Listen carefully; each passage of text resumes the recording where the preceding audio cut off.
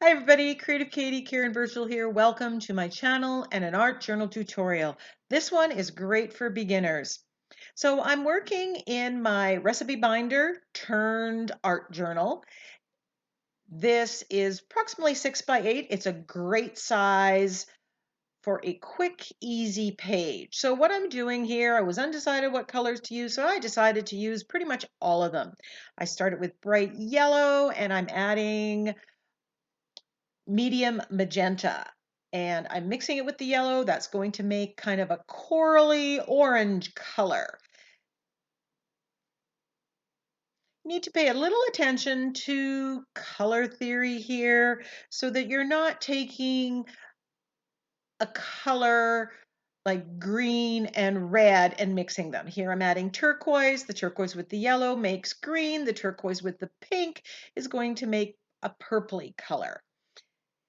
If you don't think they'll mix like a yellow or a green and a red, if they make mud, what you do is make sure it dries. And if you're not doing it wet on wet, you can still have them snug up to each other on the page.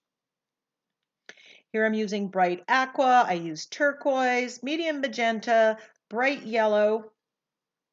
My goal here is just to basically get a lot of color on the page. I want it bright and cheery. It's a gray, dismal day. We've had rain and clouds for like a week here. So I really wanted to brighten up my day. And what better way than to throw a little color around? I've decided I want to add some yellow green on top, and it's blending a little more than I'd like. To prevent that, all I needed to do was wait and be patient, but that doesn't always happen. But I like the addition of the yellow green. It's almost a fluorescent color and it just really livens up the page. Now, yes, this looks like a hot mess. I've got fingerprints in it, but this is simply the first layer. Don't panic. If you've mixed colors and you've made a muddy color that you don't like, grab a baby wipe and wipe it back, let it dry, and then you can go over it. No, nothing lost. Today I'm using a new to me stencil. This is microbial, and it's the first time I'm putting paint through it. I'm using a makeup sponge, and I'm using some Prussian blue instead of black, but you could have used black. And OMG, I absolutely love, love, love love the pattern on here. This reminds me of kind of galaxy, free flowing. It's going to be a very well used stencil for sure. In fact, I'm going to look into getting the 12-inch one because I love circles and I love the combination of the bigger and the smaller ones on this stencil. Loving it so much, I keep going. I'm adding some white. And that kind of lightens it. And I could have stopped here with adding the pattern. And quite honestly, on a small page, often you don't want to overpower it with too much pattern. But just like I didn't want to choose a color, I didn't want to choose a stencil. This stencil is called Dash V, and it has 5 different motifs on it. It has this swirl line, and I'm using the same colors that I have in the background. Here I'm using the medium magenta. I may have gone actually with quinacridone magenta, just a little bit darker, but the same basic colors that are in the background. And I'm turning the page. I just want pattern and color.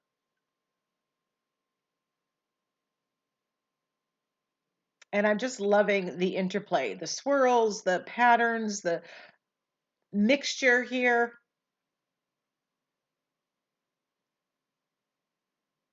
And you can see how the color blocking that looked so messy before, now you really don't focus on that because now you have all these layers of stencils on top.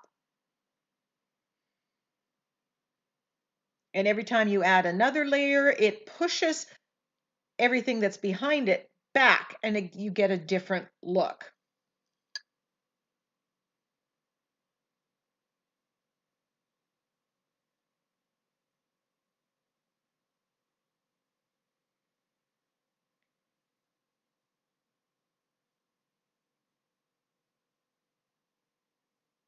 And I'm taking some of those motifs and putting them off the page so you get a little bit more or a little bit less depending on the positioning of that stencil. When you're putting the paint on the makeup sponge, you don't want it globbed on. Put a little bit of paint on it, pat it off on your craft sheet, and then put it on. You can always build up color. Now I'm missing some of the microbial stencils, so I'm adding some to the top, and this is bringing this pattern to the top. And it's also brightening up the page. It was getting a little bit dark. Now these waves I borrowed from the stencil Crazy Waves, and I made a bit of a template on it, and I'm just dividing up my page here. I'm using a Stabilo All pencil. It is a water-soluble pencil to make the marks. I want to be able to see it coming on. If you don't have that stencil, you can just freehand it. That will work too.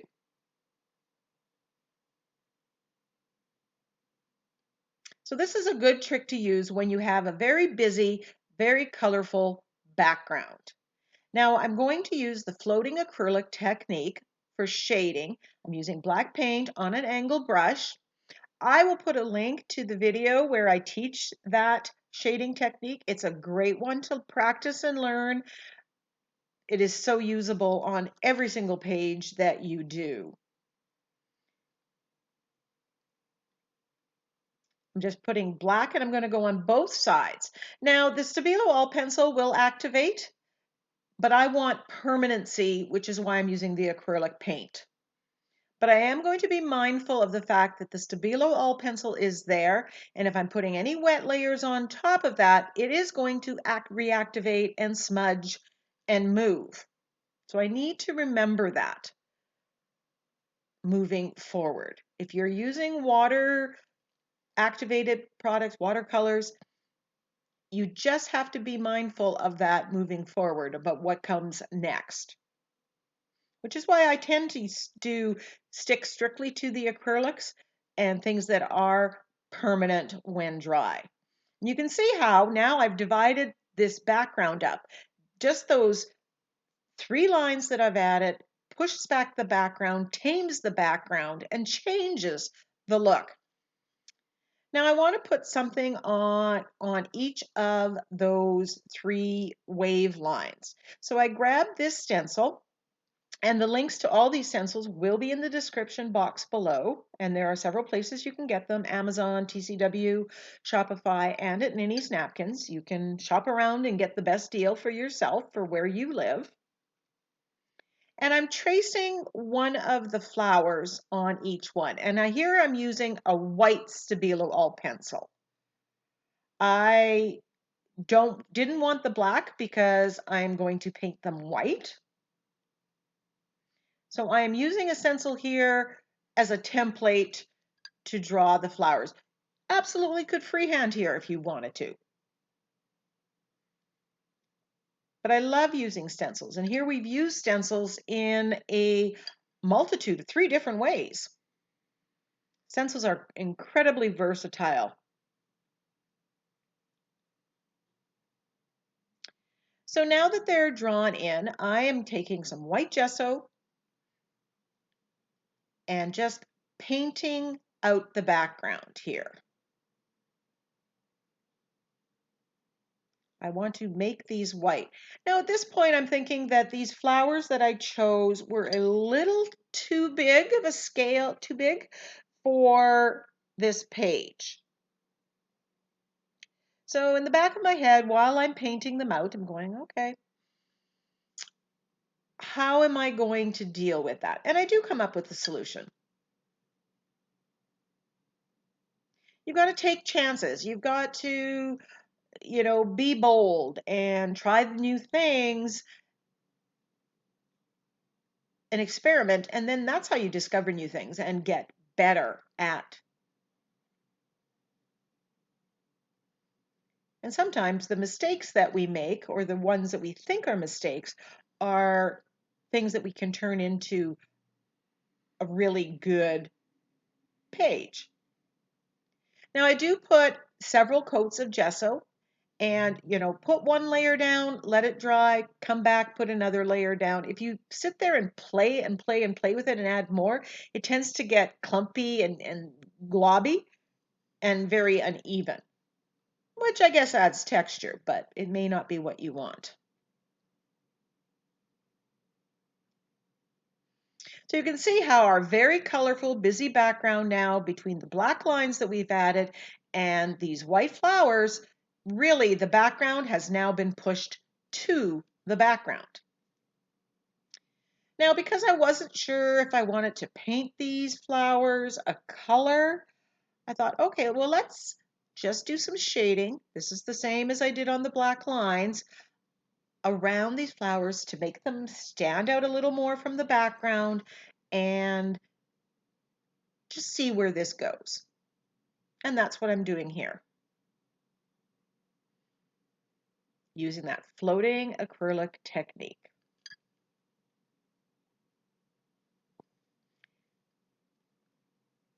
People ask, what kind of surface are you working on? I just recently purchased a sheet of glass to cover my entire work table. And I absolutely love it because I can put paint on it, it comes off, I can do the floating acrylic technique on it. I have the entire surface is one level. It was a great investment all the way around. So here I'm just dabbing into the black tube of paint instead of putting the paint on my craft mat.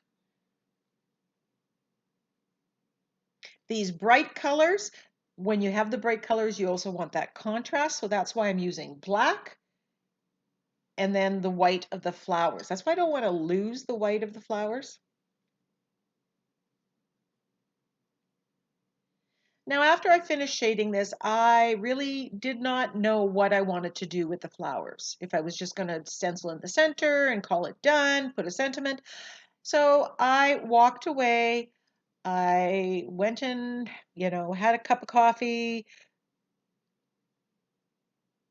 And then I decided what to do. I really liked that coral color that came from mixing the bright yellow and the medium magenta. So I am mixing that on a piece of, this is just copy paper. You could use mixed media paper. It was a piece that I just had. I'd cut off something else and this was just a leftover piece. So I'm just mixing the paint with a makeup sponge right on the page and then drawing this. Then I had looked through my stamps and I found some floral stamps that would fit inside the flowers that I had. So I'm taking this one. This is a Tracy Scott stamp. I'm using black archival paint. And I've discovered that when you stamp, you got to hold it down for a longer period of time and that gets a darker stamp. I am not a stamper and I'm learning that as I go. And of course, while I want 3, I am stamping more because I have more. This allows me to make a mistake and not have to go and redo everything. And then I will have some left over in my stash. And those little pieces, I tend to keep them in front on my desk in a little tray. And then when I'm working on an ATC or a page, I can often grab them out and I test. Sometimes it's the color, sometimes it's the shape, and it gives me ideas. And it's really great to have things in your stash. So I put that in there and it was like, yes, this works. I love that color. It brings out that color from the background. And then I wasn't, because the flowers were really big and I didn't really like the placement of them. You were always our hardest critics. I needed to add something else to the waves. So I thought, here, I'm going to take this stamp. I'm going to stamp it just on white. That's what you see me doing right here.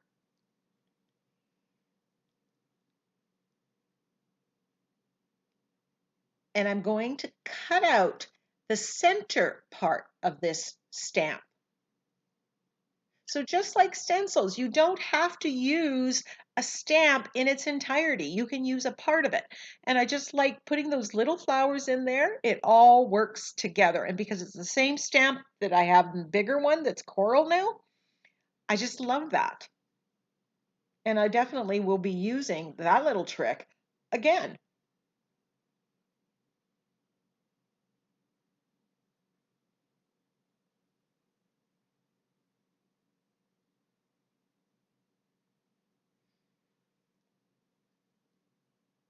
Now, I was looking for sentiment and I grabbed the sheet from my short and sweet sentiment pack. Now, these short and sweet sentiments, I give them to you in a couple different fonts and I give them to you with a white black background and black letters and the black background with white letters. So here's the black background and here's the white. And, hopefully you agree with me that the black just looks so much better. I love having the black background for the sentiment. Sometimes that's just what the page needs. So I'm just auditioning it in a couple places. I'm liking it on the back. And because I took some chances here and learned some things, I just want to send that message out. I grabbed my TCW gel medium. This is the matte finish, so there's no shine. And I prefer that for using as an adhesive. And I'm just going to glue everything down.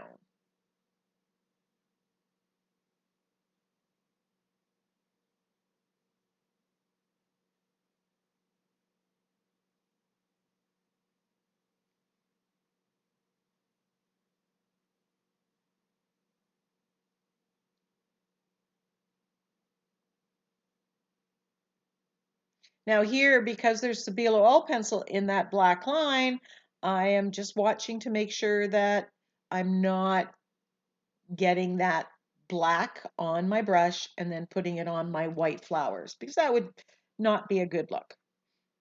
So there, everything is glued down. I'm giving it a good dry. Now I want to add a little bit more oomph to these flowers. So I grab my Sakura glaze pen. This is black. Now this is dimensional and shiny. And it's a really nice dark black. It's got a bold line. It goes on so amazing. I love these pens.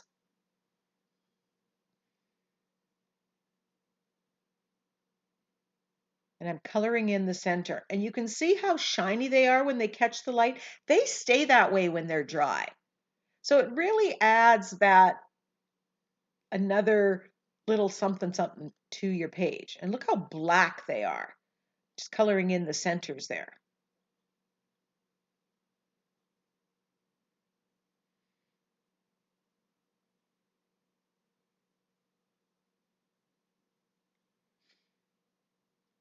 Outlining the sentiment.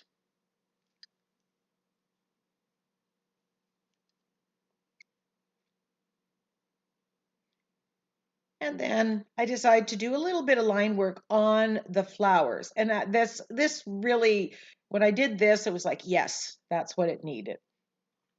And yes, I'm far from perfect. My line work isn't great. And you know what? I've embraced the imperfection of what is.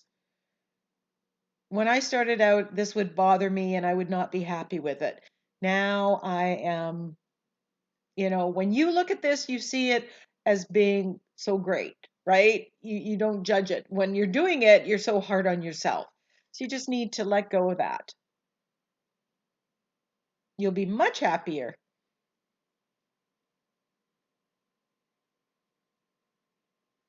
I don't attempt to make it perfect, and then I'm not disappointed. They're doodle flowers.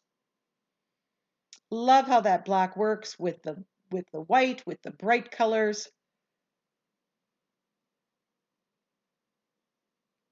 Please take time. Follow me on Instagram at Creative Katie. Subscribe to my YouTube channel. Hit the notification button to get notified of upcoming videos. I do put out 2 to 3 videos every week. leave me a comment, ask me a question, give me a thumbs up. I've got close-ups of the finished page coming up. Until I see you next time, get creative.